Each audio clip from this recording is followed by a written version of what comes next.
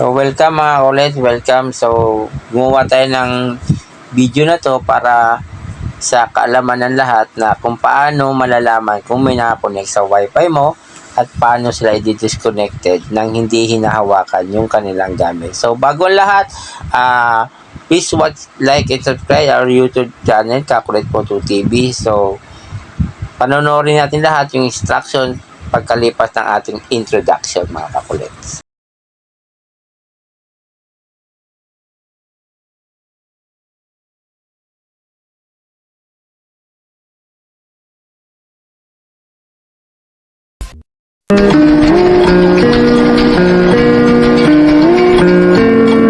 I see your monsters, I see your pain.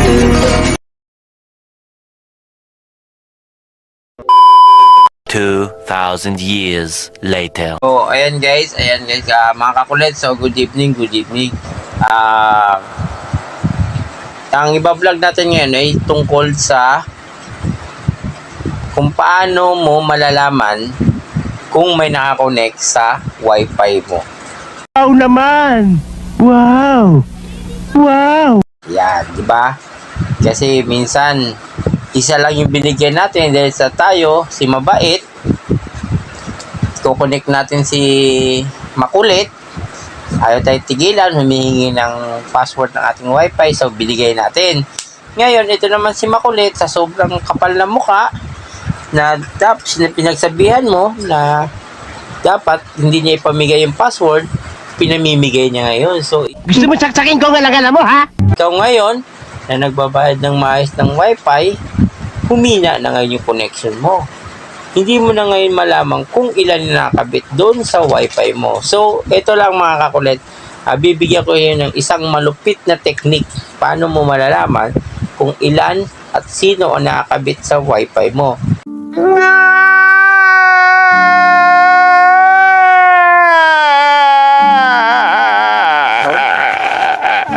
At ang isa pa, kung paano mo sila i-disconnect nang hindi nila alam.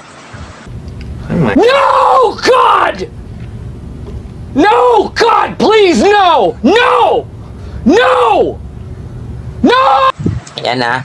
So, hindi mo na kailangan pang kunin mo yung cellphone niya o yung ano niya na i-delete mo yung hindi. Ikaw mismo, kaya mong i-delete o i-disconnect yung kanyang gamit na mobile phone na nakakonect sa wifi mo nang hindi niya alam. So, ganito lang yan, pre. Mga kakulit, ituturo ko sa inyo kung paano. So, watch this, mga kakulit. So, Bahala ka sa buhay mo. unang-una, punta kayo sa Play Store. Click nyo lang yan. Tapos, hanapin nyo itong ping. Ito lang mga kulit, itong ping networking tool. So, install. So, antayin nyo lang. Yan. Medyo mabagal yung connection ng ating internet ngayon.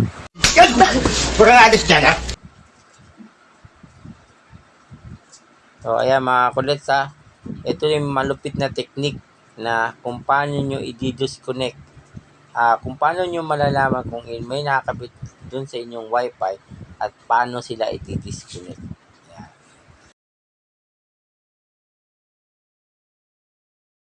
So, kasi minsan sa sobrang kabaitan natin, isa lang yung binigyan natin, pero ang nangyayari, anak ng tinapay naman, buong barangay na pala, wifi na pala ng barangay ang gumagamit sa wifi mo.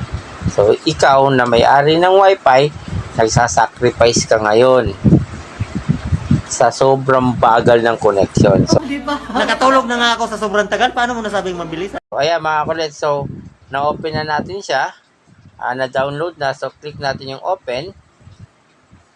Ayan mga kulit. So, pinutin natin yung next, agree and continue, enable location. So, click natin yung while using the apps, and then sign me in. So, pwede mo siyang may dalawang choices kayo kung paano mo siya isa-sign in.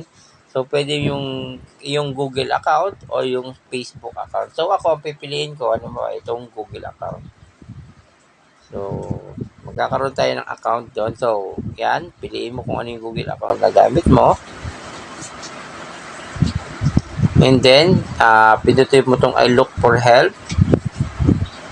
So, ayan na mga kulit. Ito na ang lalabas. Automatic lalabas yung inyong wifi na gamit sa bahay. So, sa ibaba niyan, kung makikita nyo, nakikita nyo yung scan for devices. Diba? So, click nyo yung scan for devices. Ayan. So, ayan na. Ayan na. Ayan na. Ayan na.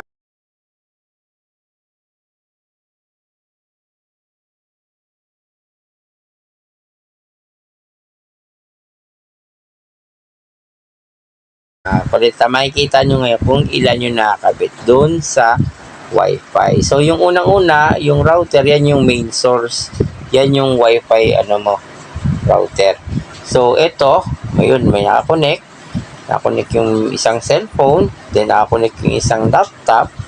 So, paano mo malalaman na hindi. Yun nga. Malalaman mo ito na legit na sa'yo itong mga device na to. Ito hindi sa akin, to sa kapitbahay itong mga device na yan. So, kung may ibang nakakonect yan, lilitaw dyan. May nakakonect na ibang cellphone. So, paano sila di-disconnect mga kukulit? So, simple lang. I-long press, halimbawa lang, yung itong desktop, i-long press nyo lang siya mga kukulit. Ayan yung long press. So, may lalabas na delete, find offer ports, ping, trace route, wake on LAN. So, ganito ang mangyayari. Pindutin nyo lang yung delete.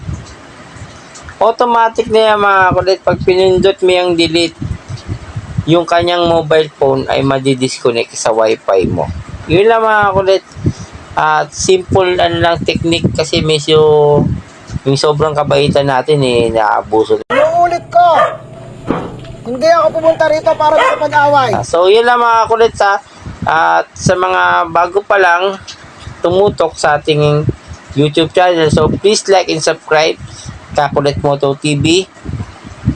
Nagbigay na tayo ngayon simpleng knowledge para naman doon sa mga gumagamit ng wifi at malaman natin kung ilan yung nakakonect na hindi na tayo kailangan gumamit ng laptop o computer. So, yung inyo lang mobile phone mga kulit ay pwede nyo nang gamitin. Download nyo lang uli yung apps na ping para malaman nyo na kung ilan yung nakakabit sa wifi nyo at kung paano sila i-disconnect nang hindi mo sila sinasabihan.